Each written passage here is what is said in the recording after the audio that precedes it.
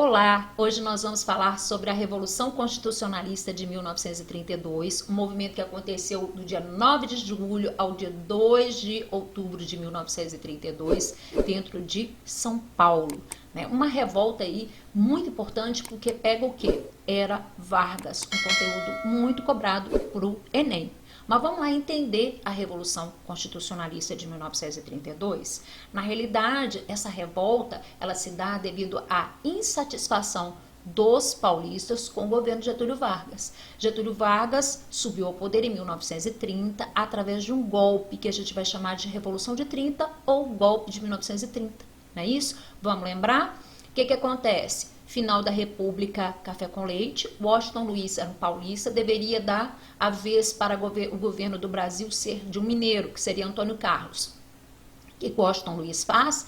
Indica outro paulista, que é Júlio Prestes. Nós vamos ver que a partir daí nós temos o rompimento da política café com leite. Surge a Aliança Liberal, Rio Grande do Sul, Paraíba e Minas Gerais, que indicam Getúlio Vargas para a presidência. Vamos ver um golpe acontecendo aí. Getúlio assume de forma provisória o governo do Brasil, que ele deveria criar uma nova Constituição, eleger um presidente da República, ele deveria ficar de forma provisória no governo. Já tem 2 anos que ele está governando, porque nós estamos falando de 1932, então a forma provisória dele já está durando 2 anos, e ele está fazendo algumas medidas que estão desagradando o Brasil, e que leva a esse levante paulista. Uma delas, ele anulou a Constituição brasileira. Que Constituição é essa? A Constituição de 1891, a Constituição do Deodoro da Fonseca. Ou seja, Getúlio Vargas está governando o país sem uma Constituição. Outra coisa, Getúlio Vargas, ele tirou os governadores civis do poder e colocou interventores militares para governar o Brasil. O que ele queria com isso? Segundo ele queria colocar fim à política dos governadores. Em São Paulo, especificamente, ele colocou um cara chamado, um militar chamado João Alberto Lins Barroso, tá? Ele era pernambucano, esse cara.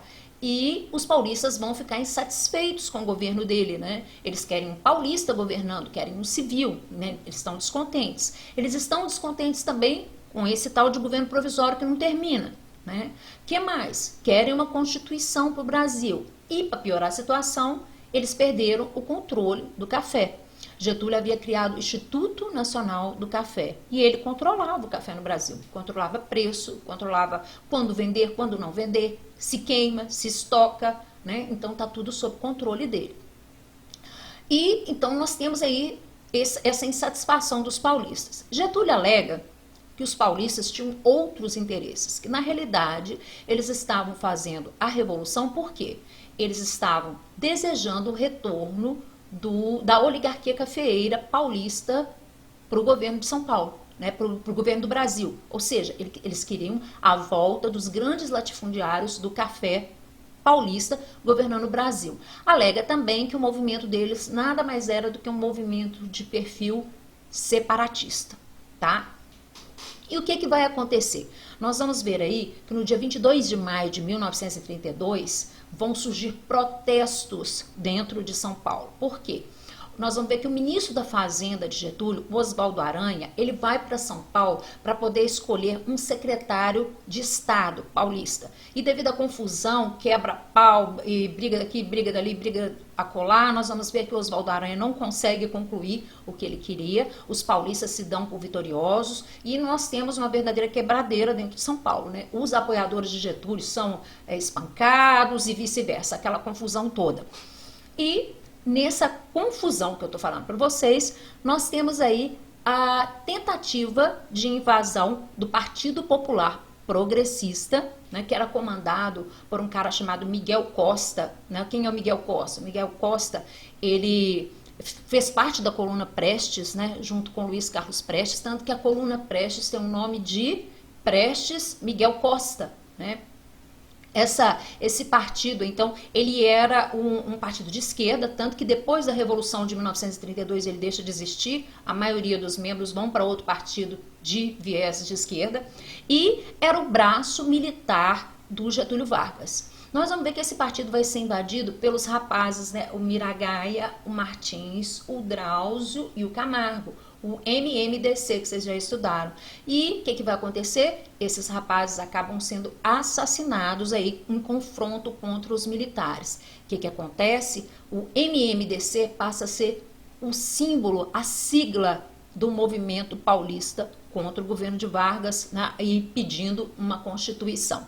Mais para frente, em 2004, vai ser acrescentada uma letra ao MMDC. O MMDC vai virar MMDCA. Vai ser acrescentado Alvarenga, que é o nome de um rapaz que vai morrer dias depois, né? Que ele estava junto com o Miragaia Martins, o Drauzio Camargo, só que ele não morreu junto com eles. Ele vai falecer mais para frente, mas vai falecer decorrente aos ferimentos aí do conflito contra os militares aí do Partido Popular Progressista.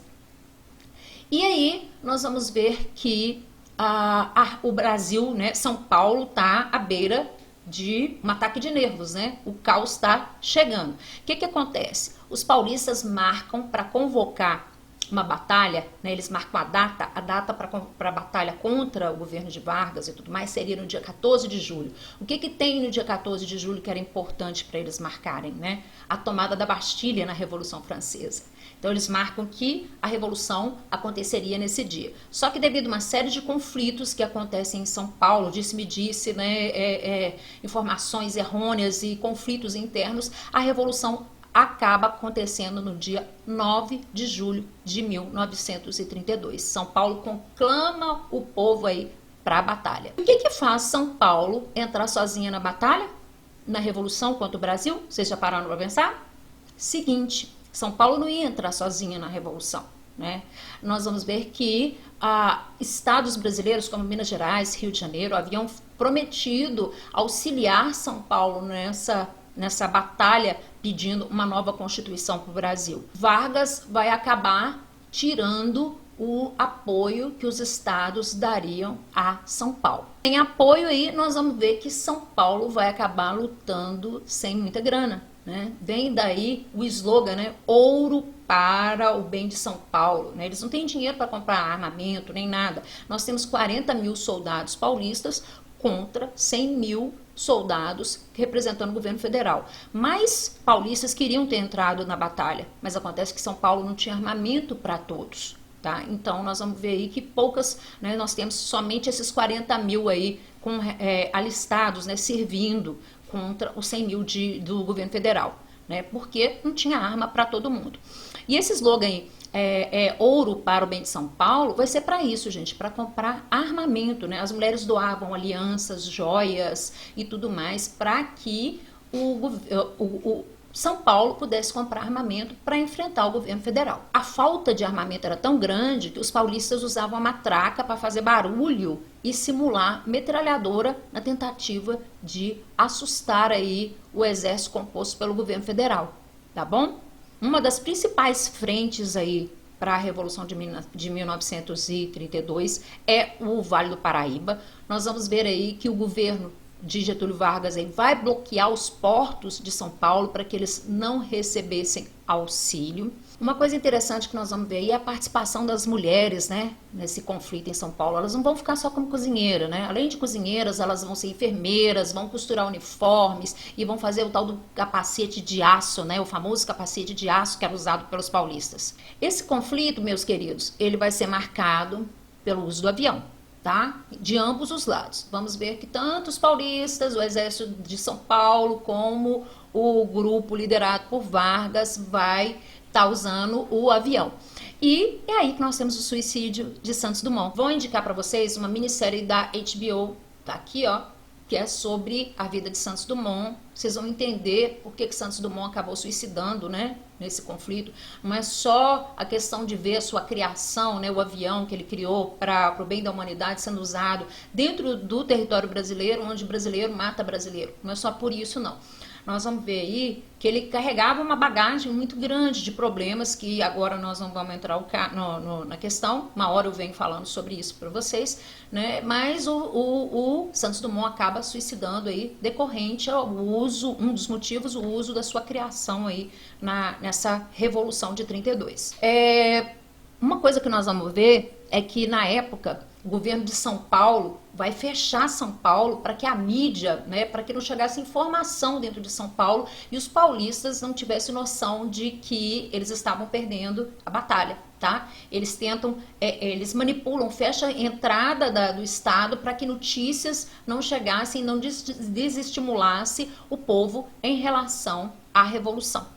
Tá? O conflito dura 3 meses e nós vamos ver aí que São Paulo sai completamente devastado, tá? Destruído. São 3 meses de batalha pesada mesmo, de armamento muito forte e tudo mais. São Paulo se rende no dia 2 de outubro e Getúlio atende ao pedido dos paulistas, que é a questão da Constituição, não só dos paulistas, né, do Brasil, mas mais expressa pela Revolução dos Paulistas, né, a Revolução de 1932. E aí Getúlio vai começar a elaborar o projeto aí para a Constituição de 1934. Tá? Depois da rendição dos paulistas. Eu costumo falar que os paulistas foram derrotados, mas vitoriosos. Eu sempre uso esse termo dentro de sala. Por quê?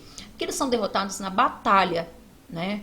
Na questão bélica, mas eles conseguem aquilo que eles queriam. Eles conseguem eles conseguem interventores civis, né, governadores civis para o seu estado e conseguem também a questão de uma nova Constituição para o Brasil.